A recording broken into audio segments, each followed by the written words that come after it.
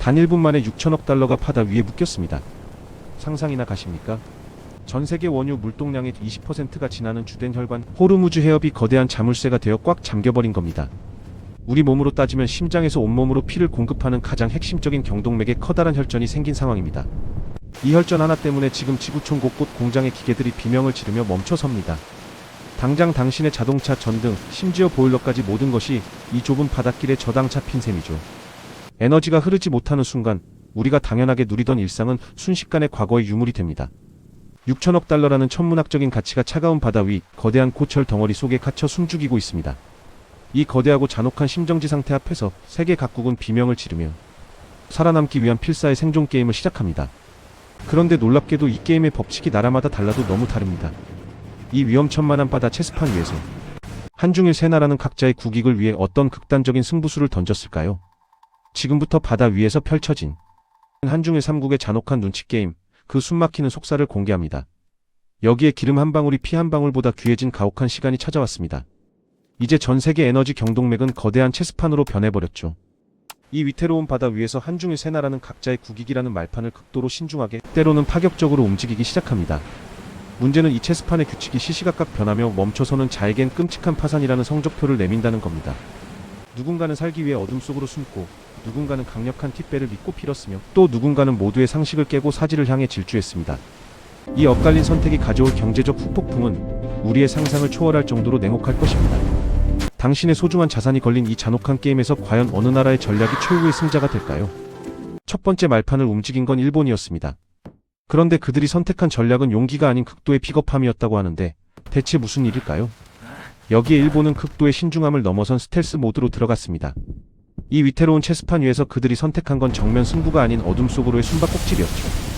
칠흑 같은 바다 위에서 선박 위치 추적 장치 AIS까지 끄고 5만 영의 바깥쪽으로 빙빙 돌아가는 모습은 마치 숨을 죽이고 뒷골목을 지나는 행인과 같았습니다. 무려 46시간이라는 금쪽 같은 시간을 우회해 항로에 버리면서까지 그들이 지키려 했던 건 무엇일까요? 팩트를 말씀드리자면 이는 일본 특유의 철저한 매뉴얼식 리스크 관리이자 단 한 건의 사고도 용납하지 않겠다는 지독한 몸살이기입니다. 당신의 자산을 지키기 위해 모든 비용과 시간을 감수하겠다는 어쩌면 가장 차가우면서도 현실적인 계산이죠. 하지만 이런 일본의 극적인 신중함이 오히려 다른 나라에게는 기가 막힌 기회가 되었다는 사실 알고 계신가요? 일본이 숨죽이며 우회할 때 중국은 아예 항로 대신 전화기를 집어들었습니다.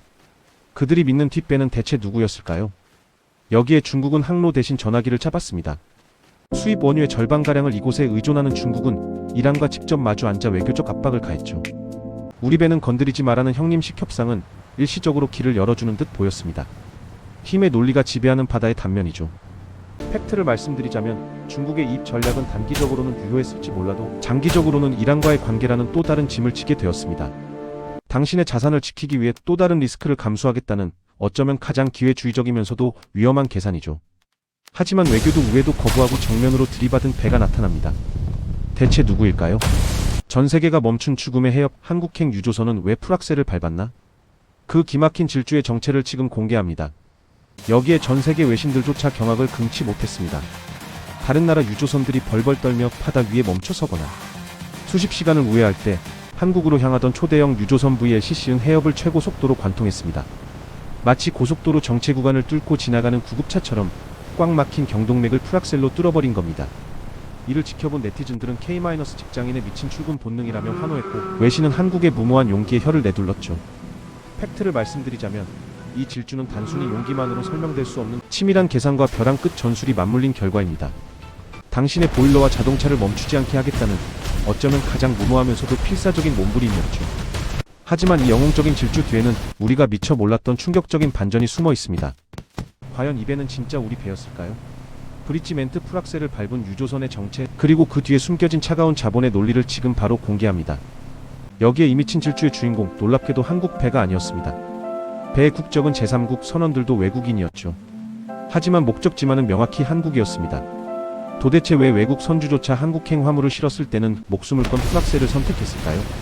팩트를 말씀드리자면 이는 1분 1초가 무지막지한 돈으로 직결되는 한국 특유의 정교한 적기 생산제의 IT 시스템이 만들어낸 서글픈 풍경입니다. 기름이 제때 도착하지 않으면 한국의 거대한 공장들이 멈춰서고 선주는 천문학적인 위약금을 물어야 하죠. 결국 차가운 자본의 계산서가 거대한 유조선을 죽음의 해협으로 내몬 겁니다. 당신의 일상을 지키기 위해 누군가는 바다 위에서 목숨을 건 도박을 벌이고 있었던 셈이죠. 그렇다면 우리 정부는 이 위험천만한 질주를 그저 팔짱 끼고 구경만 하고 있었을까요? 환호성 뒤에 가려진 에너지 안보의 무거운 진실, 그리고 우리 정부가 숨겨둔 진짜 카드를 공개합니다. 여기에 K배달에 미친 질주에 환호하던 순간 대한민국 에너지 안보의 심장은 가장 위험하게 뛰고 있었습니다. 팩트를 말씀드리자면 우리 정부는 그 위험천만한 질주를 방관하지 않았습니다. 오히려 정반대였죠. 정부는 해협 진입 자제를 강력히 권고했고 수십 척의 우리 선박은 인근 안전한 바다에서 숨을 죽이며 기회를 엿보고 있었습니다.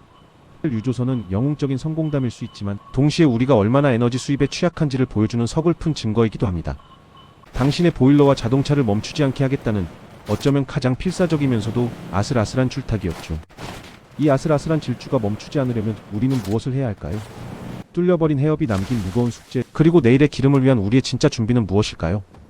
여기에 이번 호르무즈 해협 봉쇄 사태는 단순히 유조선 한 척이 빨리 통과했다는 가십거리가 아닙니다. 팩트를 말씀드리자면 전 세계 에너지 경동맥에 생긴 작은 혈전 하나가 대한민국이라는 거대한 유기체를 얼마나 쉽게 심정지 상태로 몰아넣을 수 있는지 보여준 공포 영화였죠. 언제 터질지 모르는 시한폭탄을 안고 사는 우리의 서글픈 에너지 현실을 적나라하게 드러낸 겁니다. 만약 다음번엔 그 좁은 바닷길이 영원히 닫혀버린다면 과연 그때도 풀악셀이라는 무모한 도박에 우리의 운명을 맡길 수 있을까요? 단언컨대 그런 행운은 두 번 다시 오지 않습니다. 지금 당장 대체 항로를 확보하고 에너지 수입국을 다변화하는 뼈를 깎는 노력이 없다면 당신의 자동차와 보일러는 차가운 고철 덩어리로 변해버릴 겁니다. 우리의 소중한 일상과 자산을 지키기 위한 최후의 골든타임, 지금 이 순간에도 시계 바늘은 멈추지 않고 흐르고 있습니다.